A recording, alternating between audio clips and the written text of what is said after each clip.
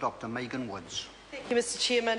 And I'd like to, in this call, address clauses 1, 2 and 3 in reverse order around this. And I want to pick up where my colleague Grant Robertson left off in acknowledging where this piece of legislation sits within the tapestry that is the history of industry and apprenticeship and skills training in this country.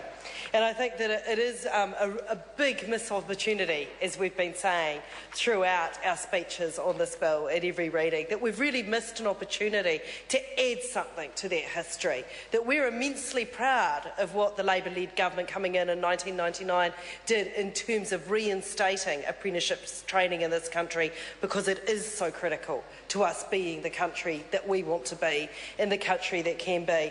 And Mr. Chairman, I do notice if I flick very briefly to Schedule 2 that lists out the consequential amendments to that Principal Act that is referred to in Clause 3 here, that one of those pieces of legislation that is amended is the Māori Housing Amendment Act of 1938. And I just want to acknowledge, Mr. Speaker, the proud history we have in this country of Māori trade training and how that has been such an important part of our history, that what we did during and after World War II in terms of training a workforce and producing a stock of good houses for this country is something we can rightly be proud of. And my colleague tells me that someone should write a thesis on this, and as I was referred to in other readings on this piece of legislation, that this was the subject of my PhD thesis. It is an area that I am incredibly interested in, and Mr. Chairman, it's shown me what the potential of a well-crafted trade training scheme can be, and this isn't it. And what we've heard from submitters through this bill, if we're thinking about the acts that have gone before it, and what the legislation that we're amending here today, is the lack of pastoral care that is going to be that this Act contains. What we know from history, and if we do look at history, is that pastoral care is absolutely critical to the success of any apprenticeship training scheme. We know that the success of the Māori trade training scheme of the mid-20th century was as much about the technical skills that the largely young men were able to gain in terms of, framing and plastering and all those kind of things, but it was the matrons in the hostels that were absolutely critical to the success of those schemes. And the fact that the government is passing legislation that completely does away with the emphasis on pastoral care is not something that I can have any faith that we are enacting a piece of legislation today, Mr. Chair, that is going to stand us in good stead and set us up with the kind of skills and apprenticeship training that we need to be the kind of innovative country we need to be in the 21st century. And Mr. Speaker, I said I was going to do it in reverse order, so I will talk about Clause 2 of this legislation. So, of course, the commencement date of this legislation, that the Act comes into force on the day after the date on which it receives the royal assent. But what we do know is that already the tender process for the privatisation of the training has occurred, that we already have 4 tenders in for non-ITO providers of skills training. I spoke in part 1 of this bill about what we're seeing as a large healthcare provider that is one of these tenderers, surprise, surprise, and what we're in real danger of there, Mr. Chairman, of seeing that we're going to have business-specific training put into place rather than industry-specific training. And, Mr. Chairman, that is something that is absolutely critical. When we are using public money, when we are spending taxpayer funding, that we are doing stuff for the industry good, that we are doing stuff to make New Zealand a better place and not subsidising what a large corporation would otherwise pay for themselves. Mr. Chairman, what we are doing here today is shameful, that we are taking money away from the public provision of industry training that is the absolute underpinning of the economy that we have to be in the 21st century, and we're putting it into the pockets of private businesses who will absolutely leave out small and medium-sized businesses. That what we're seeing is SMEs, it's not the small and medium-sized enterprises that are already tendering before this legislation has its commencement date under Clause 2. What we're seeing is it's large corporations. SMEs are going to be left, oh, I thought you were going to push the button. That what we're seeing is that SMEs are potentially going to be completely, Mr Chairman. Dr Megan Woods. The small and medium-sized enterprises are potentially just left behind in this. And Mr Chairman, in Labor, we want to back our small and medium-sized businesses. We don't want to just back the big end of town.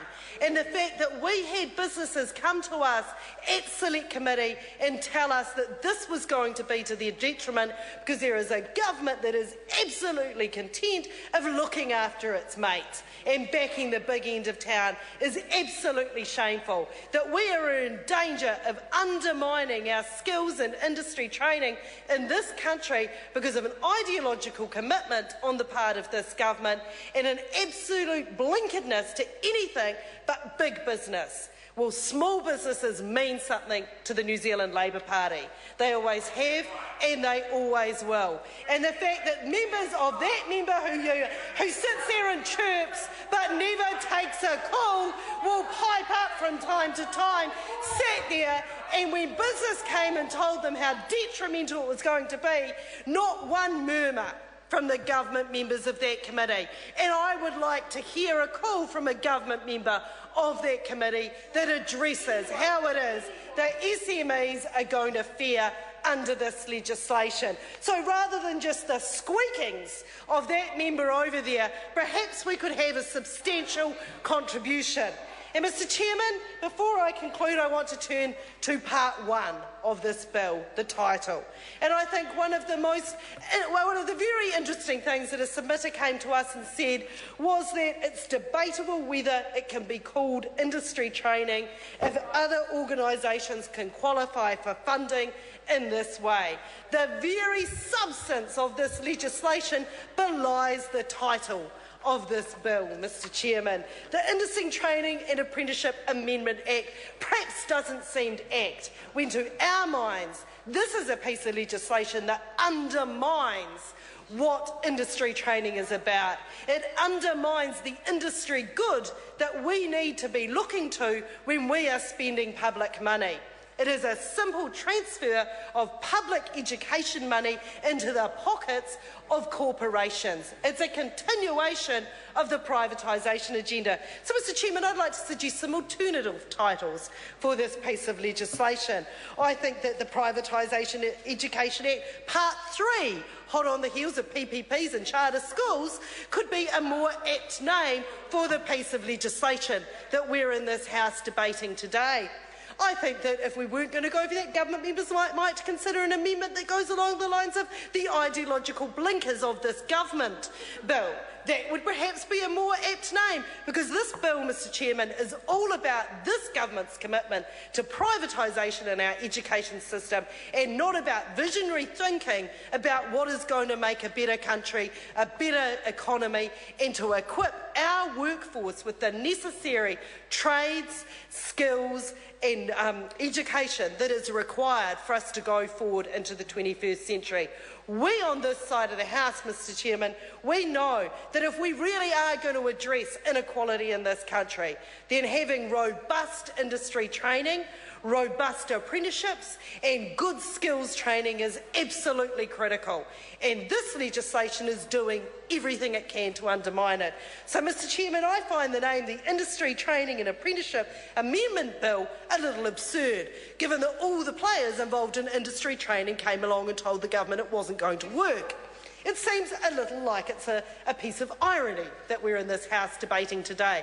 And I'd like to have a government member take a call and tell us how it is that this is supporting industry training. Because, Mr Chairman, to our mind, all this is doing is undermining industry training, and to give that the title in this legislation is nothing short than shameful. Why doesn't a government member take a call, get on their legs and justify their position? Why is it that they think that they can run industry training and that industry's voice should be silenced? So perhaps that's another name that we could give this government knows better than industry training bill. That would be another contender for my alternative titles to this legislation. And Mr Chairman, it is a sad day that we are not here today debating a piece of legislation that is going to enrich the tapestry of a history of industry and apprenticeship training in this country, and we're about to pass a piece of legislation that is going to undermine it. I call Carol Beaumont. Thank you very much, Mr Chair.